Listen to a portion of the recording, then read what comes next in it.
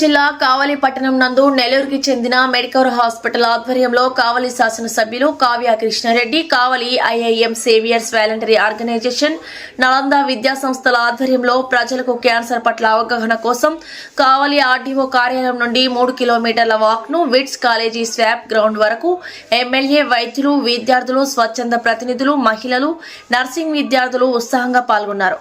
ఈ సందర్భంగా ఎమ్మెల్యే కావ్య మాట్లాడుతూ ప్రజలు క్యాన్సర్ పట్ల అవగాహన కలిగి ఉండాలని కోరారు.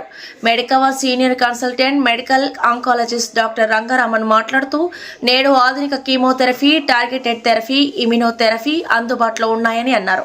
డాక్టర్ రమేష్ బాబు మాట్లాడుతూ ప్రారంభ దశలో క్యాన్సర్ను గుర్తిస్తే పూర్తిగా నయం చేయవచ్చని అన్నారు. డాక్టర్ శ్రవణ్ కుమార్ రెడ్డి మాట్లాడుతూ క్యాన్సర్ పై ఉన్న భయాన్ని, అపోహలను తొలగించడమే తమ లక్ష్యమని, 40 సంవత్సరాలు పైబడిన వారు సంవత్సరానికి ఒకసారి క్యాన్సర్ స్క్రీనింగ్ పరీక్షలు చేయించుకోవాలని సూచించారు. ఇప్పుడు కొత్తగా ట్రెండ్ గంజాయిని ఎప్పుడైతే నేను బంద్ చేయించానో, గంజాయిని వీలంత వరకు అందుబాటులో తీసుకురాకుండా ఉన్నాము. ఒక్కసారి మీకు ఎక్కడన్నా కూడా గంజాయి తాగే వాళ్ళు ఉన్నా, అమ్మే వాళ్ళు ఉన్నా దయించి నా కాళ్ళకి చేయండి, ఎవరికి చెప్పను. తప్పకుండా దాన్ని నివారించాల్సినటువంటి అవసరం ఎంతైనా ఉంది. దీంతో మీరు అందరూ కూడా సహకరించండి అని చెప్పి మిమ్మల్ని అందరినీ కూడా తెలియజేస్తున్నా. అదేవిధంగా ఎప్పుడైతే గంజాయి నిర్మూలన జరుగుతుందో ఇమ్మీడియట్లీ మెడికల్ షాపుల్లో టాబ్లెట్, ఆ టాబ్లెట్ పేరు ఇది ఇప్పుడే చెప్పారు, టెల్డాన్ ఏదో అన్నారు, నాకు కరెక్ట్ గా వొకాబులరీ రాలేదు.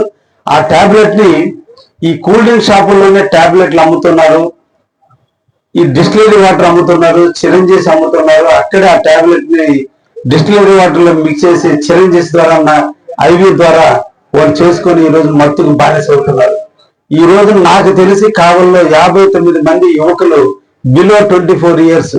అంటే నేను ఎలక్షన్లప్పుడు తిరిగినప్పుడు చాలా మంది తల్లులు నాతో చెప్పింది, మా బిడ్డలు ఇంటికి వచ్చే టైంకి ఏ స్థితిలో ఉన్నారో తెలియదు, తల్లిని తెలియదు, తండ్రిని తెలియదు, సోదరుని తెలియకుండా వాళ్ళు మత్తులో వచ్చి ఇంటిలోనే లేనిపోని పనులు చేస్తున్నారా, నువ్వన్నా వచ్చి దాన్ని నిర్మించాల్సినటువంటి అవసరం ఉందని చెప్పి నాకు పాతూరులో ముఖ్యంగా చాలా మంది తల్లులు నన్ను రిక్వెస్ట్ చేయడం జరిగింది.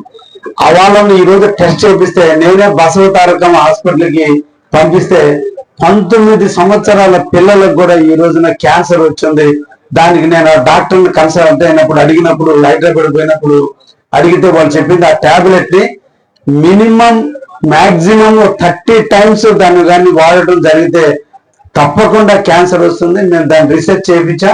ఆ టాబ్లెట్ ని ఐవీగా వాడినందువల్ల వాళ్ళకి క్యాన్సర్ వస్తుందని చెప్పారు. ఈ రోజు 59 మంది విద్యార్థులు క్యాన్సర్ బారిన పడిన కావల్లో ఉన్నారు. ఇది దుర్మార్గమైనటువంటి పరిస్థితి. గత పాలకుల యొక్క నిర్లక్ష్యం, కావాలని కాపు కాసుకోవాల్సినటువంటి బాధ్యత లేక ప్రవర్తించిన విధి విధానాల వల్ల ఈ రోజు మన యువకులు అన్యాయం జరిగింది. అందుకని మన అందరం కూడా తప్పకుండా కావలిలో క్యాన్సర్ నిర్మూలన కోసం పనిచేద్దామని చెప్పి అందరం కూడా తెలియజేస్తూ, అందరం కూడా ఈరోజు ఇటువంటి అవేర్నెస్ క్యాంపులు మీరు అందరూ కూడా 6 నెలలకు ఒకసారి లేదా 3 నెలలకు ఒకసారి కండక్ట్ చేయండి. అందరం పాల్గొందాం. ఇంకా ఎక్కువ మందిని పాల్గొనేటట్టు నేను కూడా బాధ్యత తీసుకుంటాను. ఎందుకంటే ఆరోగ్యం మహాభాగ్యం. ప్రకృతి మనకు 100 సంవత్సరాలు జీవించాలని మనకు తల్లిదండ్రులు జన్మనిస్తే, ఏదో ఒక కారణాల వల్ల మనకు తల్లిదండ్రులు ప్రసాదించిన మన జన్మని మనకై మనమే చేతులారా అతి తొందరలోనే చనిపోయేటట్టు చేసుకోవడం అనేది కర్తవ్యం కాదు. మనకి దేవుడు జన్మనిచ్చారు, తల్లి తపనతో మనకు బిడ్డనిచ్చింది, తండ్రి మన నుదుటి రాతను రాసి మనల్ని పెంచుతున్నాడు.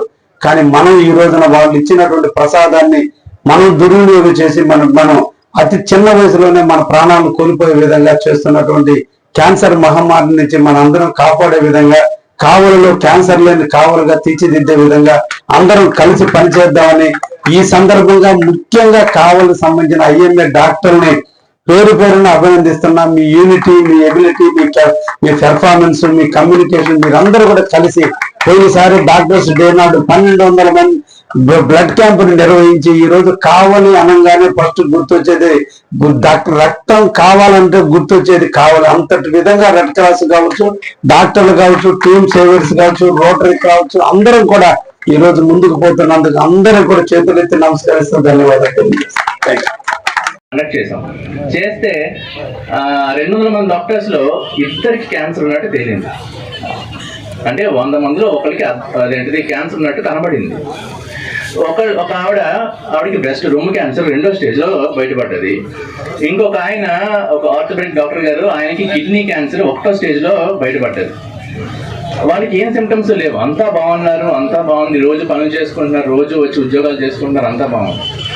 సో ఎప్పుడైతే స్క్రీనింగ్ చేశారో ఒకటి బయటపడ్డాయి అండ్ ట్రీట్మెంట్ చేసిన తర్వాత అంతా బాగుంది, చాలా బాగా జరిగింది అండ్ ఎర్లీ స్టేజ్ లో అయింది. కాబట్టి మామూలుగా అయితే 3rd స్టేజ్ లో ఉన్నప్పుడు ఏం చేస్తామంటే మొత్తం రొమ్ము అంతా తీసేస్తారు రొమ్ము క్యాన్సర్ లో. కానీ అలాంటి అవకాశం లేకుండా అదేంటి కేవలం గడ్డ వరకు, చిన్న గడ్డగానే మనం కనిపెట్టాం కాబట్టి ఆ గడ్డ వరకు తీసి ఆపరేషన్ చేశారు, అంతా బాగుంది. అండ్ కిడ్నీ కూడా అది పెద్ద అవ్వకముందే మనం అదేంటిది కనిపెట్టాం కాబట్టి కిడ్నీ మొత్తం తీయాల్సిన అవసరం రాలేదు, ఓన్లీ కిడ్నీ సగం ఆ భాగం వరకు తీసి సరిపోతుంది. సో మొత్తం కిడ్నీ తీయాల్సిన అవసరం రాలేదు, ఆ భాగం వరకు తీశారు. సో ఆపరేషన్ సక్సెస్ఫుల్ గా జరిగింది, మేమే చేసాం అది. సో అయితే మామూలుగా ఈ స్టేజ్, ఫస్ట్ స్టేజ్ లో క్యాన్సర్ యొక్క మనం కనిపెట్టాం కాబట్టి దాని సర్వైవల్ ఉంటుందండి, దానికి 92% సర్వైవల్ ఉంటుంది. అదే 3rd స్టేజ్ లో కిడ్నీ క్యాన్సర్ మనం కనిపెట్టినట్టు అయితే ఆయనకి సిమ్టమ్స్ వచ్చి యూరిన్ లో రక్తం పడి ఆయన హాస్పిటల్కి తెలుసుకుని హాస్పిటల్కి వచ్చేసరికి 3వ స్టేజ్ అవుతుంది. 3వ స్టేజ్ లో కనిపెట్టి ట్రీట్మెంట్ చేస్తే మొత్తం కిడ్నీ అంతా తీసేయాల్సిన అవసరం ఉంటుంది అండ్ దాని సర్వైవల్ వచ్చేసి 37% మాత్రమే ఉంటుంది.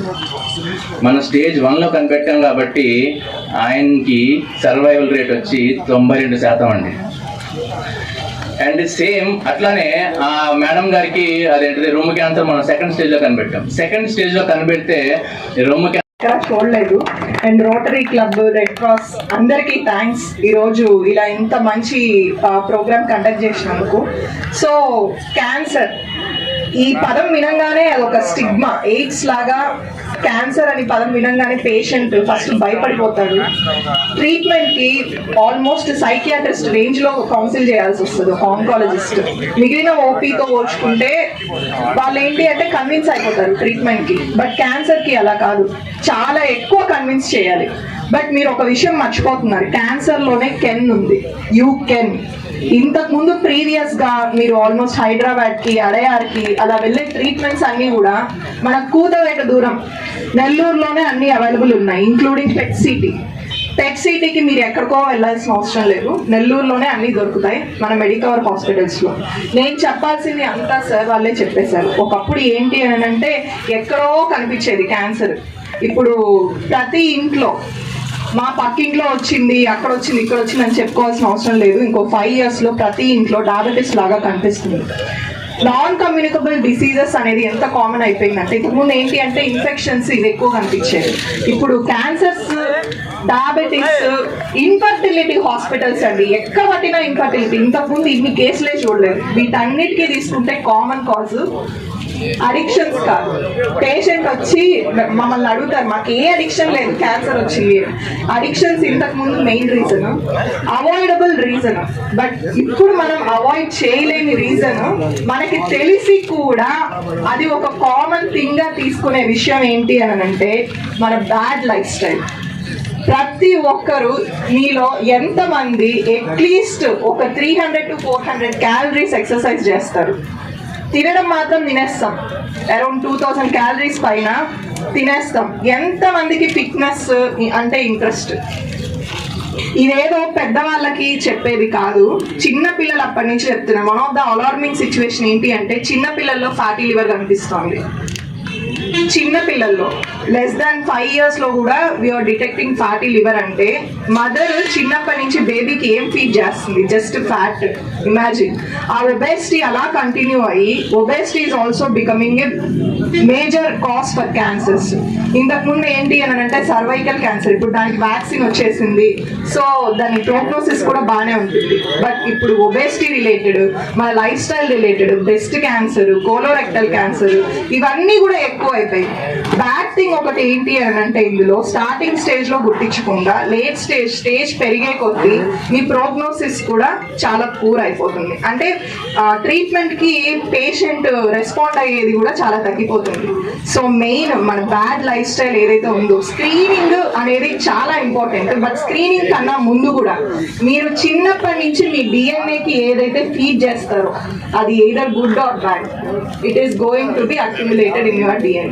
అది మీరు చెత్త అక్యుములేట్ చేస్తే మీ డిఎన్ఏలో అదే మీకు 30s తర్వాత 40s తర్వాత రిఫ్లెక్ట్ అవుతుంది. ఇందాక ఏజ్ ఇస్ జస్ట్ నంబర్ అన్నాను, not only for good habits, bad habits కి కూడా. సో మీరు ఏదైతే మీ ఎర్లియర్ ఏజ్ లో మీరు స్టార్ట్ చేస్తారో అదే మీకు ఫ్యూచర్ లో కూడా రిఫ్లెక్ట్ అవుతుంది. సో